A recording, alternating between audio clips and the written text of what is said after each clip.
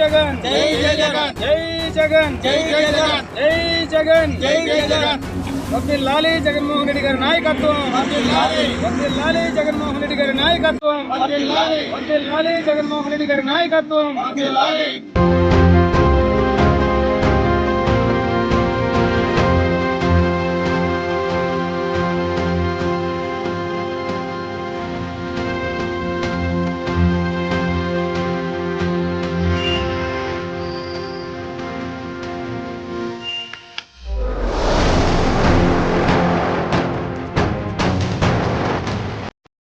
బస్సులో ఈరోజు ప్రధానంగా నేను వైనాట్ 175 కి మద్దతుగా ఇడుపులపై నుంచి ఇచ్చాపురం వరకు పాదయాత్ర మొదలుపెట్టడం జరిగింది. ఇందులో భాగంగా దాదాపుగా ఈ రోజుతో 350 కిలోమీటర్లు పూర్తి చేసుకున్న నవంబర్ 17 పాదయాత్ర ప్రారంభించడం జరిగింది. అందులో భాగంగా కర్నూలు జిల్లా ఎంపీ వరకు పాదయాత్ర రావడం జరిగింది. ఈ రోజు నాకు సంఘీభావంగా ఈ గ్రామస్తులు, సర్పంచ్ గారు, ఎంపీటీసీ గారు, జడ్పీటీసీ గారు, అనేక మంది వైఎస్ఆర్సీపీ కార్యకర్తలు సంఘీభావం తెలిపి నాతో పాదయాత్రలో పరుగులు అడిగేయడం కూడా జరిగింది.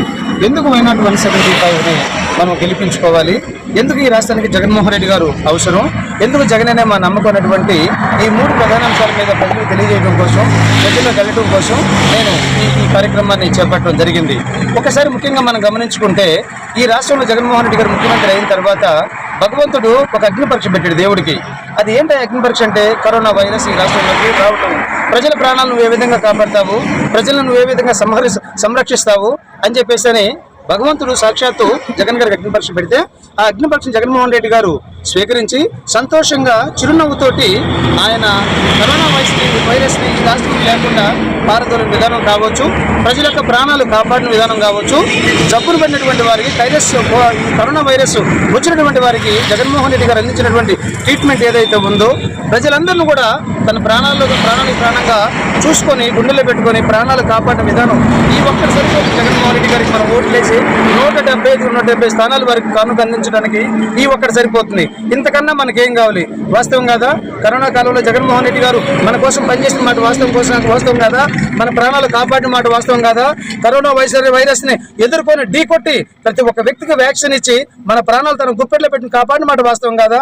ఇంతకన్నా ఏం కావాలి జగన్మోహన్ రెడ్డి గారికి మనం ఓటు వేయడానికి? కాబట్టి ఒకసారి ఆలోచించాల్సిన అవసరం మనకుంది. మరి ఈ కరోనా కాలంలో ప్రతిపక్ష నేత చంద్రబాబు నాయుడు కావచ్చు, జన సైనికుడు పవన్ కళ్యాణ్ కావచ్చు, నారా లోకేష్ కావచ్చు, నందమూరి బాలకృష్ణ గారు కావచ్చు, ఈ రోజు ఎవరైతే జగన్మోహన్ రెడ్డి గారిని ఓడించాలని, జగన్మోహన్ రెడ్డి గారిని గద్దె దించాలని చెప్పేసి ప్రగల్భాలు పలుకుతున్నారో వారందరూ కరోనా మూమెంట్లు ఎక్కడున్నారు, కరోనా కాలంలో ఎక్కడున్నారు? ప్రజలందరూ ప్రాణాలు గుప్పెట్లో పెట్టుకుని బిక్కుమంటూ బ్రతుకుతున్నటువంటి తరుణంలో ఈ నాయకులు ఎక్కడ? వాళ్ళ ప్రాణాలు వాళ్ళు కాపాడుకునేటువంటి విషయంలో ఇంట్లో దాక్కొని, అద్దాల మేడలో దాక్కొని, కనీసం కిటికీలోంచి తొంగి చూస్తే కూడా వైరస్ ఎక్కడ సోకుతుందని చెప్పేసి ఒక భయభ్రాంతులకు గురైపోయి వాళ్ళు బయటికి రానటువంటి నాయకులు వాళ్ళు.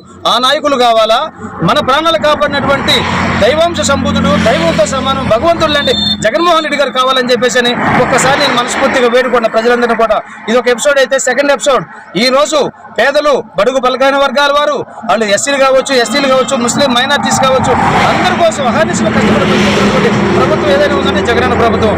దాదాపుగా 2,60,000 కోట్ల మందికి 2,60,000 కోట్ల డబ్బులు జనానికి నేరుగా వాళ్ళ అకౌంట్లు వేసి ఆర్థికంగా కాపాడినటువంటి ఏకైక వ్యక్తి జగన్మోహన్ రెడ్డి గారు. ఫస్ట్ మానవాభివృద్ధి, మనిషి బాగుండాలి, కుటుంబం బాగుండాలి, సంసారం బాగుండాలి, భార్య పిల్లలు బాగుండాలి. ఇది ఫస్ట్ ఎజెండా. ఈ ఎజెండాలో భాగంగా జగన్మోహన్ రెడ్డి గారు డైరెక్ట్ గా అవినీతి లేకుండా, లంచాలు లేకుండా డైరెక్ట్ గా వీళ్ళు పేదవాళ్ళు, వీళ్ళకి తప్పకుండా సహాయం చేయాల్సింది నేను చెప్పేసి డైరెక్ట్ వారి అకౌంట్ లో డబ్బు అందిస్తున్నటువంటి ఏకైక ప్రభుత్వం జగన్మోహన్ రెడ్డి గారు. ఇది సెకండ్. మరి ఇన్ని మేళ్లు చేస్తున్నటువంటి ఒక పక్క ప్రాణాలు కాపాడారు, మరొక ప్రక్క సంక్షేమ పథకాలు, సంక్షేమ ఫలాలు మనకు అందిస్తున్నటువంటి నాయకుడు జగన్మోహన్ రెడ్డి గారు. ఈ రెండిట్లో మనకి ఏది కావాలి? ఈ రెండు మనకు అందించినటువంటి నాయకుడు జగన్మోహన్ రెడ్డి గారు. మరి ఈ వ్యక్తి కావాలా, లేదా మాయ మాటలు చెప్పి, కల్లా కపడంతో, కళ్ళబొల్లి మాటలు చెప్పి జనాన్ని వంచి మోసం చేసే వ్యక్తి చంద్రబాబు నాయుడు గారు కావాలా? నెలకు ఒకసారి, 2 నెలలకు ఒకసారి వచ్చే తెలంగాణ నుంచి హైదరాబాద్, ఆంధ్రాకు వచ్చే పవన్ కళ్యాణ్ కావాలా? పవన్ కళ్యాణ్ పెద్ద మోసగాడు, పెద్ద చీటరు.